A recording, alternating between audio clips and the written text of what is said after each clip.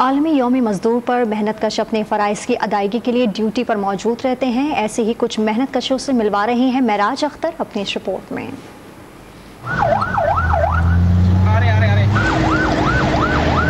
किसी भी किस्म की सूरत हाल से निपटने के लिए तैयार ये है रेस्क्यू इदारे के एम्बुलेंस ड्राइवर्स। कोई त्यौहार हो या यौम मजदूर, इन्हें काम करना ही पड़ता है। मजदूरों के आलमी दिन पर जहां अफसरान और आला तबका छुट्टी पर है, वहीं ये मेहनत कश अवामी खिदमत के लिए सड़कों पर मौजूद हैं।